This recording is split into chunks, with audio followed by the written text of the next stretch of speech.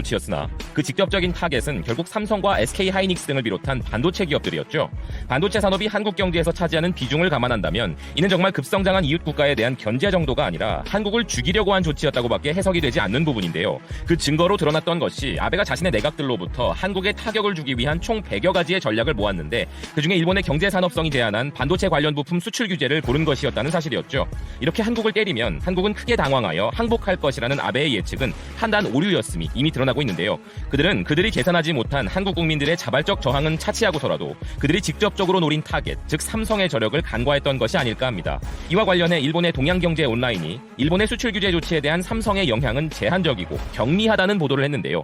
기사는 일본 정부에 의한 수출 규제 등의 경제 조치가 계속되는 가운데 삼성전자의 2019년 3분기 실적이 매출 62조 원, 영업이익 7조 7천억 원에 달했고 이는 동년 대비 감소되었지만 전분기 대비는 11.8%의 증가를 기록한 것이라며 놀라움을 금치 못했습니다. 이번 실적은 시장 예상을 웃돌았고 사업별 실적은 발표되지 않았지만 모바일과 디스플레이 사업이 개선된 것 같다면서 새롭게 출시한 갤럭시 노트 10 시리즈와 갤럭시 폴드 등을 투입했고 현재 판매 호조를 보이고 있어 2조 원 안팎의 흑자를 기록했으며 스마트폰 신제품이 나온 데 따른 디스플레이 산업 분야의 패널 판매도 순조롭게 진행되고 있는 부분이라고 이야기합니다. 그리고 세계적으로 삼성의 위상을 알 수 있는 대목을 이야기하는데요. 바로 삼성전자의 이번 결산이 2018년 말을 시작으로 한 전 세계적인 메모리 반도체 수급 개선의 증거가 된다는 견해가 나오기 시작했다고 기사는 설명하고 있습니다. 그러면서 기사는 일본 정부가 반도체 관련 수출 규제를 하고 수출 우대 국가에서 한국을 제외하는 등으로 아무리 삼성을 괴롭혀도 현 단계에서 그 영향은 제한적이라는 견해가 대세를 차지하고 있다고 강조하고 있습니다. 또한 삼성의 이재용 부회장이 일본 재계의 초청으로 도쿄에서 열린 럭비 월드컵 개막식을 완전하고 비정치적 분야에서 한일은 파트너라고 한 말에 대해 일본 재계에서는 감명을 받았다는 평가가 확산되고 있다면서 삼성의 광범위한 글로벌 네트워크가 주요하고 있다는 이야기를 하고 있습니다. 삼성이 전 세계에서 판매하고 있는 많은 제품들 속에 들어가는 부품 생산을 통해 삼성에 납품하여 먹고 살던 일본의 삼성 관련 하청 기업들 입장에서는 아베가 이번에 실행한 대한국 조치가 가져올 파장이 심각하게 우려되는 부분이었기에 그나마 이재용 부회장이 일본 재계의 초청에도 응해주고 민간 외교를 유지해주는 것이 정말 고마울 따름일 것입니다. 일본 재계는 이렇게 현실을 자각하고 삼성이 없이는 글로벌 시장에서 힘들다는 것을 잘 알고 있기 때문이죠. 반면 아베와 아베 내각의 입장에서는 일본이 한국 기업들에게 자신들의 시장을 빼앗긴 분야이자 다시 산업 확산의 꿈을 꾸는 두 분야인 반도체와 디스플레이 산업에서 삼성이 세계 최고 자리에 올라있는 모습이 달갑지 않았을 것이기에 도시바 메모리가 반도체 분야에서 그리고 JDI가 디스플레이 분야에서 한국의 기업들을 따라잡을 수 있도록 불화수소 수출 규제를 비롯한 한국의 차세대 전략까지 방해하는 이런 도발을 시작한 것이 아니었을까 하는데요. 일본 언론의 이야기처럼 삼성은 이런 일본 정부의 조치를 굳건히 이겨내고 최근엔 디스플레이에 대한 엄청난 투자를 계속 발표하면서 일본이 감히 엄두도 내지 못할 초격차를 선언하고 있기 때문에 아베와 그의 내각은 자신들의 생각대로 움직여주지 않는 한국과 삼성 때문에 아주 골치가 많이 아플 것이라 생각합니다. 그러나 일본의 입장과 상관없이 삼성 입장에서는 일본이 무시 못할 큰 소비 시장입니다. 따라서 부품 소재 국산화 혹은 수입 다변화 정책 등의 일본 정부에 대한 대응 조치와는 별개로 일본의 삼성 소비자들은 여전히 삼성의 소비자로 남아있어야 하므로 일본 출시 발표가 된 갤럭시 폴드를 시작으로 많은 삼성의 제품들이 일본 시장 공략에 더 큰 성공을 거두기 바란다는 의견입니다. 지금까지 BK뉴스였습니다. 시청해주셔서 감사드립니다. 소재를 이번 기회에 국산 제품으로 대체해야 한다는 목소리가 나오고 있는데요. 이게 과연 어느 정도 가능할지 강은혜 기자가 짚어봤습니다. 삼성전자의 첫 폴더블 폰인 갤럭시 폴드에 또다시 비상이 걸렸습니다. 삼성은 지난 4월 화면 결함 문제로 갤럭시 폴드의 출시 일정을 연기해오다 지난달엔 몇 주 내 출시 일정을 공지하겠다며 결함을 보완했음을 시사했습니다. 하지만 고동진 삼성전자 사장은 외신과의 인터뷰에서 갤럭시 폴드 출시에 좀 더 시간이 필요하다고 출시 연기가 불가피한 사정을 인정했습니다. 문제가 된 건 폴리이미드입니다. 이 소재는 열과 충격에 강해 젖거나 휘는 스마트폰용 디스플레이에 필수적으로 사용됩니다. 갤럭시 폴드의 일본 업체의 소재가 100% 사용된 것으로 알려졌습니다. 당초 삼성전자가 제시했던 갤럭시 폴드 생산 목표는 100만 대. 하지만 수출 규제가 장기화될 경우 부품 수급에 차질이 생겨 양산 계획을 수정할 수밖에 없어 보입니다. 일본이 우리 기업들의 급소를 노렸다는 평가가 나올 만큼 치명적인 타격이 예상되자 소재의 국산화를 시도하자는 목소리가 커지고 있습니다. 하지만 사정은 녹록지 않습니다. 폴리이미드의 경우 국내에선 코오롱 인더스트리가 이 소재를 생산하고 있지만 당장 대량 양산은 어려운 상황입니다. 포토레지스트는 웨이퍼 위에 회로를 인쇄하는 공정에 사용되는데 국내에선 금호석유화학, 동진 세미캠 등이 생산하고 있습니다. 역시 아직은 품질 차이로 핵심 공정 단계에서는 일본 제품이 사용됩니다. 에칭가스 역시 솔브레인 등 생산 업체들이 있긴 하지만 품질이 떨어지거나 원재료를 일본에서 수입하고 있어 사실상 완전한 대체가 어렵습니다. 그러나 해당 기업들은 수요가 확실치 않아 적극적인 투자를 못했을 뿐이라는 입장이어서 이번 기회에 정부는 물론 대기업들도 국산 소재 산업들을 적극 육성해야 할 것으로 보입니다.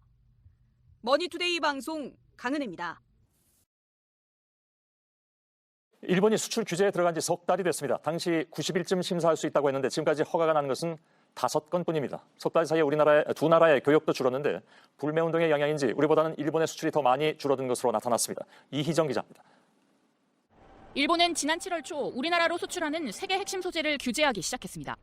건건이 일본 정부의 허가를 받도록 한 겁니다. 심사 기간으로 제시된 건 90일이었습니다. 이후 석 달간 수출 허가가 난 건 5건뿐입니다. 허가 기간은 물론 품목도 들쭉날쭉합니다. 반도체 공정에 쓰이는 기체 불화수소, 에칭가스 수출은 1건 허가했습니다. 하지만 같은 용도로 쓰는 액체 불화수소는 수십 건을 신청했지만 단 1건도 내주지 않았습니다. 정부는 이런 불확실성에 실제 기업들이 피해를 보는 사례도 나타나고 있다고 밝혔습니다. 석 달 사이 한일 간 교역 규모는 감소했는데 우리보단 일본의 수출이 더 많이 줄었습니다. 일본의 대한국 수출 감소폭 마이너스 9.4%가 더 크게 나타나고 있는 점을 감안해 볼 때 우리보다 일본이 더 큰 영향을 받고 있는 것으로 판단됩니다. 우리 정부는 지난달 일본을 상대로 WTO 제소 절차에 들어가 첫 단계인 양자 협의를 앞두고 있습니다. JTBC 이희정입니다. 일본 정부가 반도체 핵심 소재 수출을 규제한 지 곧 100일이 됩니다. 이 기간 동안 일본 정부는 단 7건만 수출 허가를 내줬습니다. 하지만 국내 반도체 업계가 핵심 소재 국산화에 나서고 또 다른 수출 통로를 찾으면서 달기 이렇다 할 생산 차질은 아직 빚어지지 않고 있습니다. 그렇다면 이런 일본의 반발에 시작된 일본 제품 불매운동의 파장은 어떨까요? 일본 안 갔더니 한국인 관광객 수가 크게 줄면서 일본은 우리의 9배에 달하는 경제 피해를 입었습니다. 또 안 샀더니 지난달 일본 승용차 판매가 지난해보다 60%나 줄었습니다. 여전히 계속되고 있는 일본의 수출 규제와 불매운동, 그 후폭풍을 성화선 기자가 정리해봤습니다. 추석 연휴라는 대목이 끼었던 지난 9월, 일본으로 가는 항공기의 승객은 1년 전보다 28% 줄었습니다. 9월부터 본격적으로 노선 조정을 많이 했기 때문에 성수기였는데도 승객이 좀 많이 줄었고요. 10월에도 예약률을 보면 크게 다르지 않은 상황입니다. 줄어든 좌석마저 다 채우지 못했습니다. 결국 탑승률은 60에서 70%에 그쳤습니다. 앞서 7, 8월 여름 휴가철에 일본을 찾은 한국인도 지난해보다 30% 가까이 줄었습니다. 이 때문에 일본은 약 3,500억 원에 달하는 생산 차질 효과를 빚은 것으로 나타났습니다. 한국이 입은 피해의 약 9배 규모입니다. 특히 불매운동이 이어지면서 메이드 인 재팬의 상징과 같았던 맥주와 자동차 시장을 크게 흔들었습니다. 지난달 일본에서의 맥주 수입액은 6,000달러, 단돈 700만 원에 그쳤습니다. 지난해 0.1% 수준으로 추락한 겁니다. 재고는 많은데 소비자들이 찾지 않으니 새로운 주문이 갈수록 줄고 있습니다. 일본 맥주는 국가 순위에서 1위를 달렸지만 불매운동 이후 밀리면서 28위까지 주저앉았습니다. 자동차 시장도 마찬가지입니다. 9월에 새로 등록한 일본 승용차는 지난해보다 60% 급락했습니다. 다만 일부에선 3개월 전과 다른 모습도 포착됩니다. 유니클로에선 일부 신제품이 재고가 부족할 만큼 인기를 끌고 있습니다. JTBC 성화선입니다. 일본이 우리 반도체 핵심 소재 수출을 규제한 지 넉 달째입니다. 그런데 오늘 나온 삼성전자 실적을 보면 수출 규제 전보다 오히려 좋아졌습니다. 어떻게 된 일인지 안심해도 되는 상황인지 박영우 기자가 짚어드립니다. 삼성전자가 오늘 발표한 3분기 잠정 실적입니다. 9개월 만에 처음으로 영업이익 7조 원을 넘었습니다. 일본의 수출 규제에도 불구하고 실적이 좋아진 건 스마트폰 등 비반도체 부문에 힘입은 바가 큽니다. 하지만 반도체 부문도 2분기와 엇비슷한 성적을 거둔 걸로 분석됩니다. 뚝뚝 떨어지던 메모리 가격이 올 7월부터 안정세로 돌아섰기 때문입니다. 글로벌 수요가 늘어나고 공급 제한에 대한 우려가 겹치면서입니다. 지난 7월 이후 일본 정부가 내준 수출 허가는 7건밖에 안 되지만 반도체 생산에 큰 차질은 없었습니다. 기업들은 대만 등을 통해서 소재를 수입하고 국산화도 서두르고 있습니다. 하지만 안심할 수는 없는 상황입니다. 반도체 가격이 확실히 회복세로 접어들었다고 보기는 아직 어렵습니다. 미국과 중국의 무역 분쟁도 불확실성을 더하고 있습니다. 무엇보다 일본 수출 규제가 앞으로 계속된다면 생산에 차질이 생길 가능성이 높습니다. JTBC 박영우입니다. 일본 수출 규제가 시작된 지 오늘로 꼭 100일째입니다. 이 시각 스위스 제네바에선 한국과 일본 두 나라 통상 담당자들이 만나서 공방을 벌이고 있습니다. 우리 정부가 일본을 WTO에 제소하면서 첫 단계인 양자 협의에 들어간 겁니다. 이 협의도 성과 없이 끝난다면 본격적인 재판 절차를 밟게 되는데요. 이런 정부 대응과 별개로 우리의 불매운동은 여전히 뜨겁고 또 파장도 갈수록 커지고 있습니다. 먼저 이세누리 기자가 불매운동 100일이 남긴 것을 정리했습니다. 일본산 맥주라던가 그런 거는 안 사고 있거든요. 우리나라한테 그렇게 하니까 우리도 미워갖고 스스로 하는 거예요. 불매운동 하는 거는 자유라고 생각하고 안 사고 안 간다는 시민들의 불매운동은 100일 동안 더욱 거세졌습니다. 일본산 맥주는 사실상 수입이 중단되다시피 했습니다. 수입차 시장에서 일본차 비중은 5%대로 쪼그라들었습니다. 일본 여행객이 확 줄면서 일본에서 쓰는 돈도 줄었습니다. 지난달 일본에서 쓴 신용카드 액수가 1년 만에 반토막 났습니다. 불매운동이 막 시작됐던 7월부터 감소폭이 계속 커지고 있습니다. 대신 제주도 여행이나 다른 여가 활동 등 국내에서 쓰는 돈은 늘었습니다. 불매운동이 계속되자 일본 유니클로 본사는 한국에서 매출과 이익이 모두 줄었고 내년에는 큰 폭으로 줄어들 것이라고 공식 발표했습니다. 일본 기업만 타격을 입은 건 아닙니다.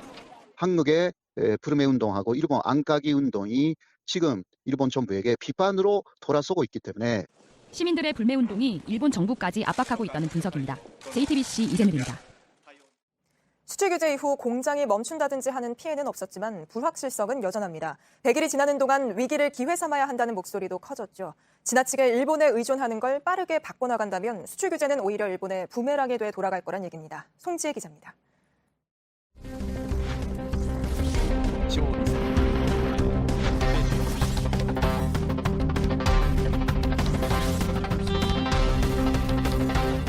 수출 규제가 현실화하자 우리 반도체 기업들은 긴박하게 움직였습니다.